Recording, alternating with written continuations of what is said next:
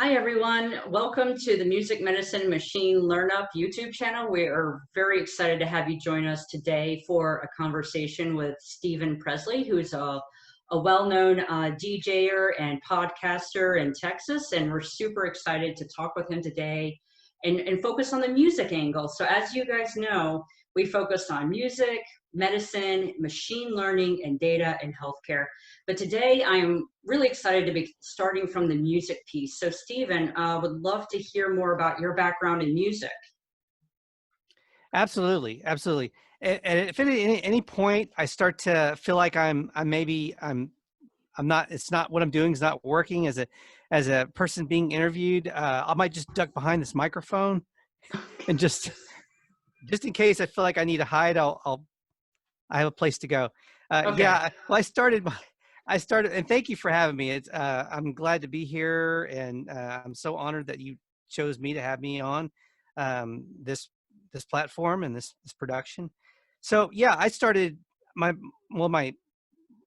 history in life in music. I mean, started as a toddler when I used to go through my dad's, and I'm going to age myself a little bit. When I used to go through my dad's 8-track tape collection, I think is what they called it, 8 tracks. It was pre-cassette, and they were a little dated at the time then because he kind of was one of those people that was always one uh, style of media behind everyone. So it'd be like the equivalent of someone that was maybe still into CDs right now, where everybody else has moved on to streaming and MP3s. So he was kind of like the guy that was still into CDs. So just to give people that might not have a idea of what that would mean to be still into 8 tracks when everybody else had moved on to cassettes. But I used to love going through his 8-track collection and checking out the music that was there and playing them in the car, and how funny that we used to have these these things called 8-track tapes that had this weird thing you'd pull out and it would be tape like this, go like it was like stringy, and it would go everywhere, and that's how you got your music. And now it's just a phone and you download an app and then you go boom. But my love of music started there, but I started in the business world of music over a decade ago when I started my DJ and mobile lighting company. uh, Hmm. Previous to that, I had been working in the film industry and started DJing as a hobby, playing friends' birthday parties and just for fun, backyard birthday parties and whatnot. And from that, sometimes our hobbies become a job or become a business. And that's how I got into starting my DJ company and doing events, and to have had an opportunity to take that into places like senior living homes and healthcare, and people that work in the healthcare industry, and providing them a morale boost, and by giving them dance parties. Hmm.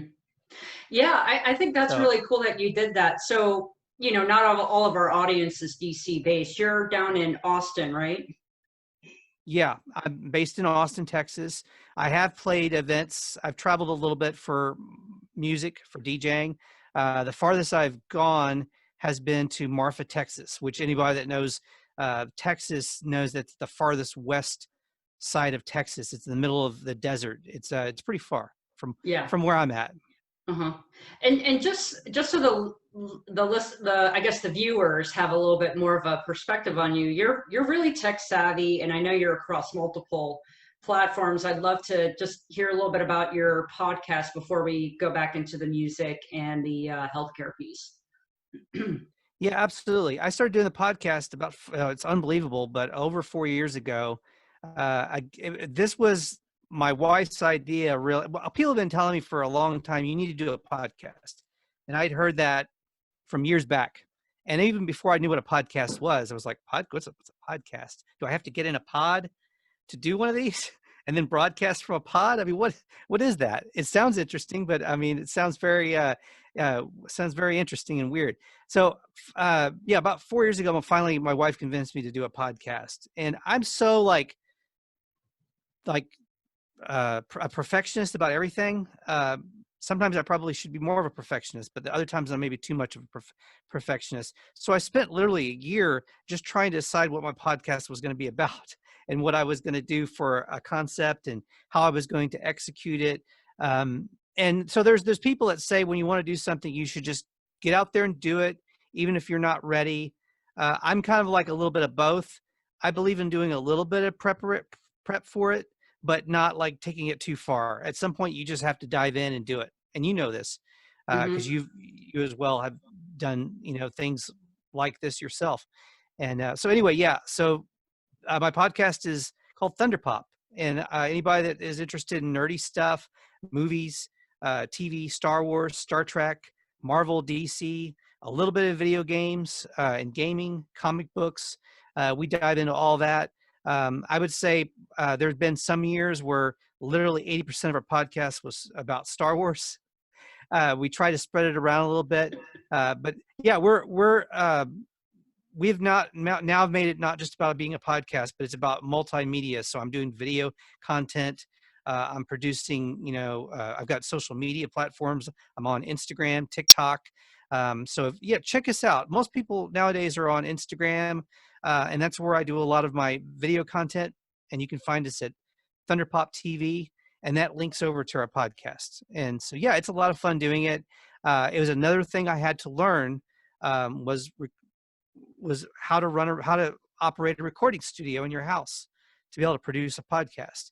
And that's where my little hiding place comes from when we're like, oh, maybe it's time to hide behind this microphone. But yeah, Yeah. so that's where all that comes from. And so I knew about mobile and setting up a party and going to a public place and setting up to do a live party, but it was very different from doing an actual studio recording process. So for me, it was a whole new learning process. Nice. That's a great kind of deep dive into podcasting, and I'm glad we can share that with our audience. Who knows? We might have some geeky comic book nerds who will totally nerd out on your podcast after this. But yeah, let's kind of pivot back to the healthcare. I know you've been committed to your community service around DJing in the Austin area at senior care facilities and all of that. It sounds like you had a really good momentum coming up to COVID. How has COVID impacted the DJing at this point in time, and have you started to go back into senior care facilities? Yeah, so yeah, I did a lot. I've done a lot over the years. I've done a lot of regular. In fact, I had a ongoing residency at some senior living places here in my community, where I played various different events over the years. I've done sock hops, and we did a second chance prom for seniors, or that was a lot of fun. A high school homecoming of sorts for seniors, where they had a king and queen that did their last dance at the end of the day. They're very different from doing other events, but yeah, for me, those have not come back. Those are not here right now. Those types of things. I've also done events for Red Cross, DJing for them as well. A kind of morale boosting events where we'd show up, after tragedies of the world, hurricanes and other things that were pre-COVID that we were still having to deal with, natural disasters that we were having to deal with before COVID. There would be these relief events, and I would show up and play block parties and Hmm. whatnot for the Red Cross to raise awareness and maybe raise money for various causes that help to help with those needs of those various different things. And those were always a lot of fun for me too. So yeah, so the seniors, that stuff is non-existent right now. Mostly public events for DJing are for me, they're 100% off the board right now. We're not doing them. Every day is running emails back and forth with people to move their dates on the calendar for their events that were scheduled for 2020. All of that will eventually come back. I don't know how soon. Only the virus, a lot of people, everybody's experts on it, but only the virus knows probably when those things are going to come back. And I'm not friends with the virus, so I don't have a I don't have a communication with them to be able to find out when that's going to, things are going to get somewhat back to normal. But now I know I have some other DJ friends who are finding work doing Zoom events. There's not a lot of those, but there are people that are starting to do them. I think the longer this pandemic goes on, and I've been calling it the damn-demic, because damn, we're still in the pandemic, the damn-demic.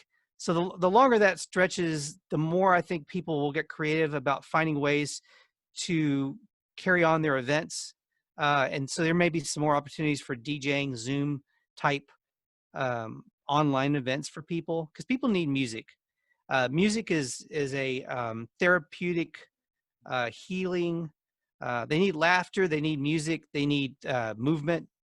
And so all those things come into play with a dance party, whether it's on your screen or whether it's in person. The music's what's most important, is having that music and feeling that energy and that vibration. Yeah, I certainly agree with you. I think music can be very healing, and it just is a great way to bring people together in a more relaxed format. I think sometimes, though, as adults, we get kind of nervous about getting up there and going out and dancing and having fun and letting Yeah. loose.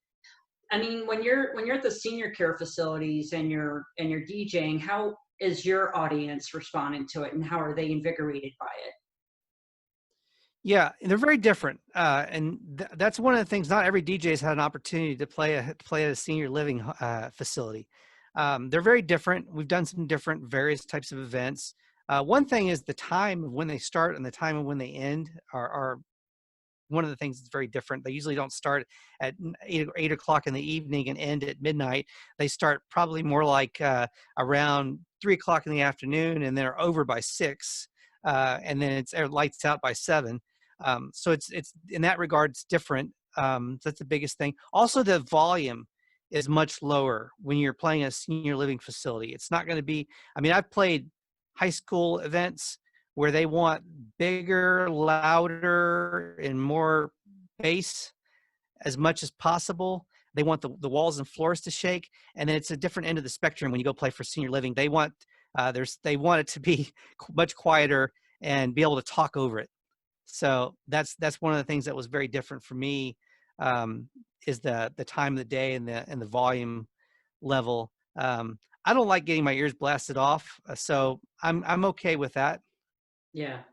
Yeah, and I've been in the fundraising realm too for nonprofits and organizations, and it seems like those big events of the year, a lot of these organizations look forward to are like a big party, and invariably it always includes music. And you've Mhm. mentioned doing fundraisers with like Red Cross and other healthcare-based organizations. Do you find that when Mhm. you're working with health-based fundraising events that they tend to, you know, I guess be the most exciting event for the group, and that's the one they really look forward to? And what kind of feedback do you get Yeah. from that audience? Yeah, no, a great feedback. And you mentioned how sometimes people are a little reluctant to get it in front of people and dance and move around. It's more like that in an environment where you're with people that you work with. When it's a family and friends only event, people will, as long as they've had maybe they've kind of loosened up and broken the ice a little bit, they're going to get out there a lot faster and a lot easier and start moving around and dancing to the music. But at events that are somewhat supposed to be in a professional environment, people are a little more hesitant. So, but yeah, they're once they get going, it's a real morale booster for people, and even the people that don't necessarily are never going to get up and dance can still have a blast, and you can tell from their body language and and that's one of the things as a DJ, you have to become a reader of people, of reading your room. And sometimes you're just not going to have a group of people that are going to be they're just going to rage and be dancing for the entire time of the event, but they are having a good time if they're out, they're sitting in their chairs and they're pointing at you and said, giving you the thumbs up. And you could tell they're hearing a song that they recognize or somehow in some way moves them and raises their emotions and happiness. So to me, that's still a win as a DJ when you get that. And you see a lot of that at those events where, yeah, you'll have the party starters that are going to get up and dance, but then you'll see those people that you can tell are having equally as good as a good a time as the people that are dancing, that are just because they're sitting there and they're taking in the music and they're moving, and you can tell it's making their day. Even in the when they've got a lot of other things on their mind, it's an escapism of sorts. Just like movies, music can be an escapism for them for those moments they're listening to that. Yeah, I think music is definitely a great medium. to, you know, bring people together, to break the ice, and to have fun. I'm so glad that, you know, I can be a part of this meetup just to be able to kind of bring that forum together. Because, you know, at the end of the Mhm. day, we're always looking for a medicine of type, and bringing people together, and music is definitely part of that. Mhm. Yeah, absolutely. Music has the power to do a lot of really good things. I think it's underutilized, actually. I think wars could be ended instead of using a tank, using a big speaker. Um, why aren't we using music more for peacemaking with other places, bringing people together? I don't know. I think there's a way to do that. If I was in a higher position in this world, I would be trying to figure out a way to use music and dance to try to unite people Mhm. instead So, of using sticks and weapons. right, right. And so, you know, kind of to kind of go back to that healing aspect, when you're at the senior care facilities, or what kind of music are you playing? And is it very energetic music? Are Mhm. you finding it to be very soothing, or? We've done one of the things first is if there's a theme to the event, like I did a sock hop where we were going to have a lot of music from the 50s. It also changed, just like playing for the high school kids, it changes every 5 to 10 years because the people that are in the senior living facilities, generationally, what the music that they're listening to um, is different. Uh, I think when I did my first few events, it was a lot of stuff from the 40s, which was really something I had to go back and kind of study up on. The 50s music I knew a little bit more of. So the last events I did was moving more into the 50s, a little bit in the early 60s. But if I did them again in the future, you might start getting into where you have people in senior living that their generation was the 60s, so you might be starting to play more Beatles. They do like the events I played at. I'm in Texas, so the senior living events that I played, there was also country music, and more modern country music. So they were into stuff maybe that was at least up to like the 1980s, that they were wanting to listen to. And then you get a few things that are just multi-generational when it comes to music that even people in the senior living facility were into, even though it wasn't really from their generation. Like a Bee Gees song might be something that you could call multi-generational. Good disco music is very multi-generational. There's, I don't know. I might get called if after this pandemic's over, I may be called to do a senior living event, and they may want Baby Shark. I don't know. There's those things that are just multi-generational because maybe their grandkids are really into Baby Shark, and as a result of that, they got into Baby Shark.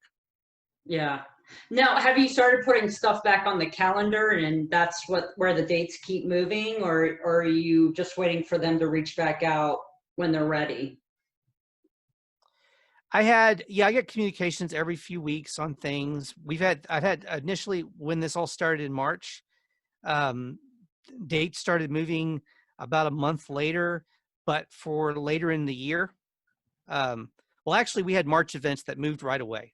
So the March events moved initially to July, where we're at right now. And then they moved again starting in May. People were like, this looks like it could go on a little longer. So confidence was starting to get low again on having events in July. So a lot of the July events moved to the fall. A few people went all the way to 2021. And now I'm starting just now, like the last few weeks, the stuff that was on the calendar, and I still had a pretty loaded fall, but the fall now is starting to move, and that stuff is starting to move to like a year out because now people are not comfortable just moving 3 months out or moving 6 months out. They're going to go like, well, we're going to go ahead and go a year out to make sure we're free and clear, hopefully, of Mhm. any of this business. So yeah, and before, I mean, even pre-COVID, there were occasionally natural disaster events that moved dates, but they weren't over like a long stretch of time. Mainly in Texas, every 3 years you might have something like flooding that would require events to move around a little bit.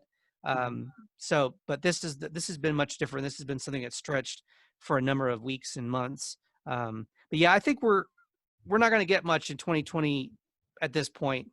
Um, and stuff that would have already been booked for December never even bothered, because I have regular events I do annually for December, for the holidays, that they never even bothered booking 2020.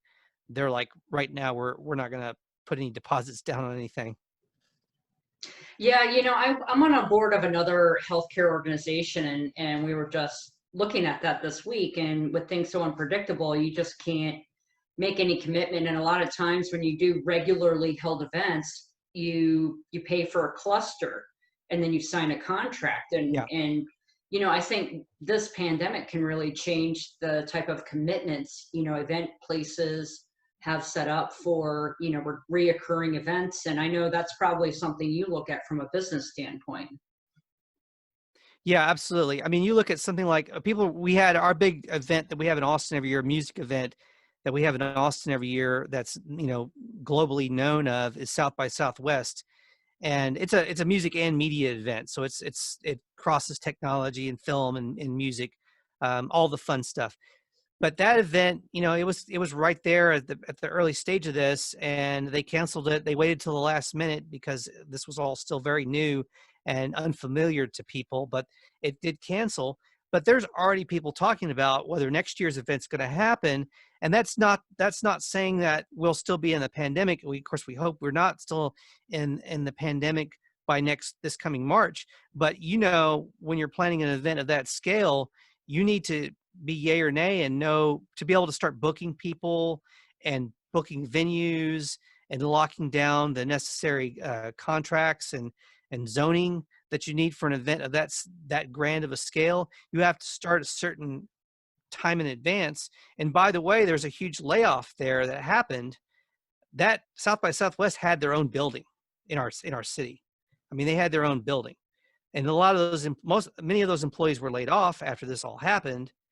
And so they don't have the staff that they normally have right now to start planning for next year. So there's also that to consider. You would have to staff back up to prepare for an event. And do you want to do all those things when it's not even a sure bet for next year? Yeah, I think You know, yeah, I certainly agree with you. I mean, we're certainly in unprecedented times. I know that that's become a tag word that is a little overused now, but we just, things are changing in the events management world. Things are changing with music venues. Now's the time to start a podcast, and that's why we're, doing this interview today. But absolutely. Yeah. yeah, I mean, do you have like any final thoughts, as a music producer, content creator around, music and the ability to bring people together and the healing capacity, and maybe even a comment on how, the pandemic has shaped things and what we might be looking towards in the future?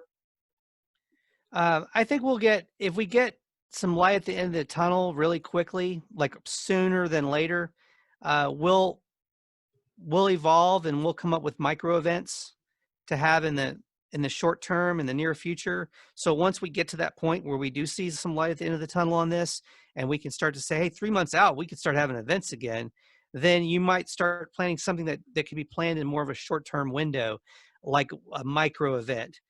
There's already in my industry, there's people that have been micro weddings are all the rage right now. People have been planning micro weddings where you have 20 or 30 guests opposed to 80 or 200. And because that's something that you can have social distancing, you can have the event outdoors. So maybe we get into micro events. I know a lot of the music festivals are have moved to remote music festivals and moved to remote film festivals, and some of them are available for people to access from anywhere in the world. Others of them are you have to be in the region or the area to be able to have access to them. So it depends. But I know a buddy of mine he lives in Austin, and he participated in the Chattanooga Film Festival just about a month ago and had a great time. It was over a weekend, and he watched a ton of films at home. But yeah, this is a good time for us I've said since this all started, win the battles you can win today. So look at what you can do and not focus on what you can't do. And I'm seeing a lot of people doing that, which is great. And that's what I spend all of my free time trying to figure out, are things that I can do now using creativity and access now, and be able to still produce and get things to people that I want to get to, that is fun and creative, and makes people feel better. It makes me, and by the way, it's kind of selfish, but it's also a lot of the shenanigans that I get involved in right now from home are as much for myself as it is for me trying to entertain people, because it's therapeutic for myself as well, because I get a chuckle out of it or whatever. Yeah. So Yeah, so no, yeah, I that's the thing. yeah, I really agree with you on a lot of those points. And I think you're right. We'll probably see more like micro events. I think again with, these healthcare summit events, or, South by Southwest film festivals, when you get everybody there, you can really keep people captive for 3 to 4 days. But, now how, I mean, people can sit in front of their computers a lot, but, at some point there will be a fatigue. So it's like, figuring out that optimal time frame and then keeping people engaged. So I really appreciate your perspective today, Stephen. Mhm. I got one more thing, and this is something that I throw things up in the air sometimes, but a lot of I have people, I know people that are in stand-up comedy, and they're starting to do drive-in movie stand-up comedy. So you can go to a drive-in movie theater. You can go to they did one at the Rose Bowl in Southern California just about a week ago. They had a stand-up comedy showcase with these stand-up comics, and it was at the Rose Bowl. So people were in their vehicles watching a stand-up comedy show, very much social distance, in the Rose Bowl. And they had a big mega screen so people could see the mega screen, and you could pull up your cars, and people honked their horns instead of clapping. And that was kind of the acknowledgement that they were enjoying the performance of whoever the stand-up comedy was. So I know bands that are doing the drive-in movie theater um, concerts. There's been a little bit of that. My thing is, why not, if we can figure out a way, I had some people that I work with here in Austin and on music events that were doing the last few years. They were doing some things at South by Southwest pre-pandemic, where they had a glass case recording studio that people could go and they could sign in for a block of time and get, it was just pulled up on a street, like a mobile glass case with a recording studio that was pulled up on a street, and you could go in and sign up for time and get to use this mobile recording studio and record some fun stuff. And it was sponsored by some corporation, and it was a fun install at South by Southwest. Then there's the silent disco that was a real trendy thing for a number of years. I don't know if you've ever participated in, but they're a lot of fun. And you of course you have headphones. Everybody has headphones, wireless. The DJ's performing. You hear the music, but it's a silent disco. So if you're not wearing the headphones, you hear nothing. Okay. So why not, if we could figure out a way to have people be able to go to a venue like a stadium or a drive-in movie theater, and have each group that's quarantined together, a family or a group of people that live together or that just quarantine together, could check into a glass case of their that they've paid for, and have the music pumped into their glass case, that they would be able to see the DJ or the band that's performing up on the stage or whatever, and have these glass cases, these cubes, all over the field or the parking lot or wherever they have. And these people would show up in there. They would arrive. You trickle them in and bring in like 10 at a time until each glass case is filled up, and have a dance party that's kind of a hybrid silent disco in a glass pod. And I just thought of that idea, and I wanted to mention it to you, and that's it. I don't know No, what you call that, but there you go. silent disco glass pod event. Doesn't Yeah. sound right. So I'm calling for us to somebody put that together. Yeah, I think logistically though, the glass pod would probably be expensive. I know, Probably so. Yeah. right, I go out and get my nails done, and we have that plastic barrier between us, and I know they were quite an investment for Yeah. the salon, but I like that idea. And I like the idea Mhm. of maybe like not a disco, but like a DJ event where people can drive their cars up. and maybe there's a visual to accompany the music. I mean, you know, shows are very visual, and they're a Mhm. huge component. I mean, you go to a Roger Waters show, and he's always, you know, showing that really kind of trippy stuff behind him when he's playing.